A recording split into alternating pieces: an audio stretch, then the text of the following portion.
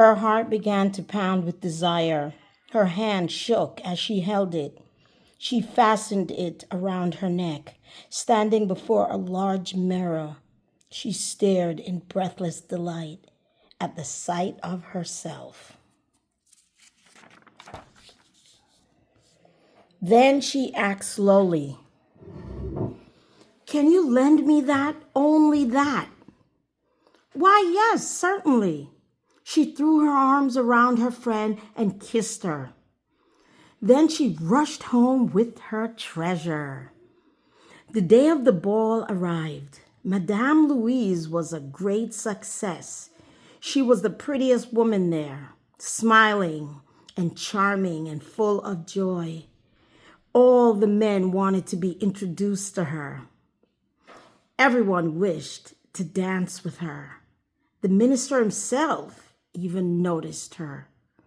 She danced madly, floating on clouds of happiness. Never before had she known such pleasure. Wow. They left around 4 a.m. in the morning. The air was chilly. She threw a little cloak over her shoulders and rushed outside. She could not bear to be seen by the other women who were wearing costly furs. She ran down the stairs and out into the street. They found a cab and headed home. The wonderful evening was ended for her. As for him, he was thinking that he must be at the office at 10 a.m. in the morning. The cab stopped at the door of their home. Silently, they both re-entered their poor world. She removed the cloak which covered her shoulders. One last time, she stood before the mirror to look at herself in the beautiful gown. But suddenly, she gave a loud cry. "The necklace! The diamond necklace!" she screamed. "It's lost." "What? It's impossible." They looked in the folds of her dress, in the cloak, in her pockets, everywhere. They did not find it.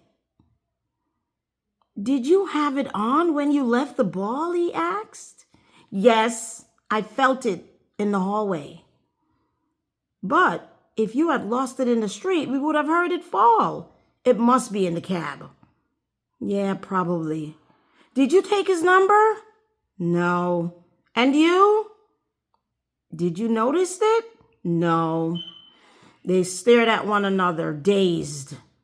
At last, Mr. Louise said, "I shall go back on foot. I'll go back over the entire route we have taken to see if I can find it." He went outside while she waited, still wearing her ball dress. She did not even have the strength to go to bed. She was too tired to move or even to think. At 7 o'clock, her husband came back. He had found nothing. Ugh. He went to the police station, then to the newspaper office to offer a reward. He went to the cab companies. He went everywhere that gave the slightest hope. She waited all day in fear. Mr. Louise returned at night. His face was hollow and pale. "You must write a letter to your friend," he said. "Tell her that you have broken the lock on the necklace and that you're having it fixed. That will give us some more time to find it."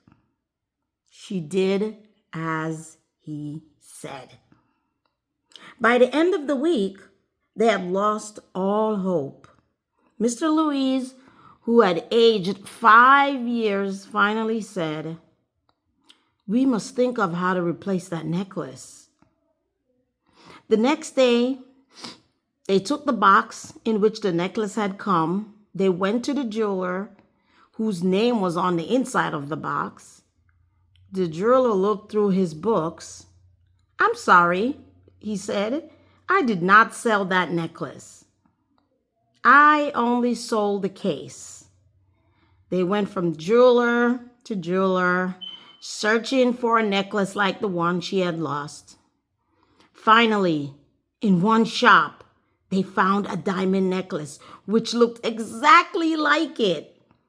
It was worth $40,000. The jeweler offered it to them for $36,000. They begged the jeweler not to sell it for 3 days while they raised the money. And they made a deal with him. The jeweler would buy it back for 34 francs if they found the original one before the end of February. Mr. Louise had 18,000 francs, which his father had left him. He would borrow the rest of the money. He borrowed 1,000 francs here, 5,000 there. He went to money lenders. He signed notes and made deals. He took chances without knowing if he could ever pay the money back. Finally, he had it all. So he went to buy the necklace, placing the $36,000 francs upon the jeweler's counter. Here. Madame Louise brought the necklace to her friend. Wow. You should have returned it sooner. I might have needed it, Madame Forrester said. She did not open the case, though, as her friend had feared.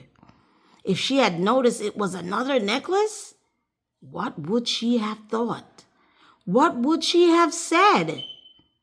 Would she have taken Madame as a thief?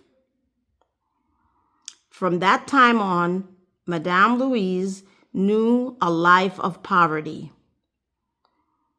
But that terrible debt had to be paid, and she would pay it. They got rid of all their housekeepers and rented a tiny room under the roof. She scrubbed the dishes using her nails on the pots and pans. She washed the dirty linen, which she hung to dry upon a line. Each day, she took the garage down and cleaned and carried the water up. She stopped for breath at every landing. Dressed in old clothing, she went to the grocer and the butcher. She begged and bargained to save a few cents. Each month, they paid a part of their debt, sadly. Her husband worked every night, copying bills for pennies a page. This life lasted them 10 years. Wow, it took them 10 years. Finally, they had paid everything. Madame Louise looked older now. Her hair hung loose and her hands were red and rough. She spoke in a loud voice as she mopped her floor. But sometimes when her husband was at the office, she sat down near the window. She thought of that lovely evening long ago, of the ball where she had been so beautiful and so admired. What would have happened if she had not lost that necklace?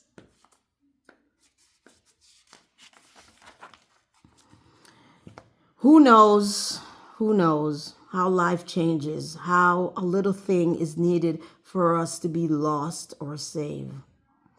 So one sunny afternoon, after a hard week, Madame Louise went for a walk in the park. Suddenly, she saw a woman walking with a child. It was her friend, Madame Forrester, still young and still beautiful. Madame Louise felt moved. Should she speak to her? Yes, certainly. And now that she had paid off the money, she was going to tell her all about what actually happened. Why not? What could you lose? So she went up to her. "Hello, Jeannie." Madame Forrester was surprised to be addressed by this name. "Old woman?" "But, Madame, I do not know you. You must be mistaken," Madame Forrester said. "No, it's me, Mathilde." Her friend gave a cry. "Oh, my poor Mathilde, how you have changed. What happened to you?" "Yes, I've had many hard days since I last saw you. Terrible days, in fact, and all because of you." "Of me? How is that?" "Do you remember that diamond necklace you lent me to wear to the ball?" "Yes." "Well?" "Well, I lost it." "What do you mean?" "You returned it, I remember." "I returned another one just like it. And for this, we have been paying for 10 years. You can understand that it was not very easy. My husband and I had nothing, but at last it's over. And it's paid in full, and I am very glad." Madame Forrester cast a long look at her friend. "You say you bought a necklace of diamonds to replace mine?" "Yes. You never noticed it?" They were very alike." As she spoke, she smiled with joy, which was both simple and proud. Madame Forrester was strangely moved and gently took her friend's hand in her own and said, "Oh, my poor Mathilde," she said, "my necklace was fake. It was glass. It wasn't even diamond. And the most it would even cost was maybe $500. The end.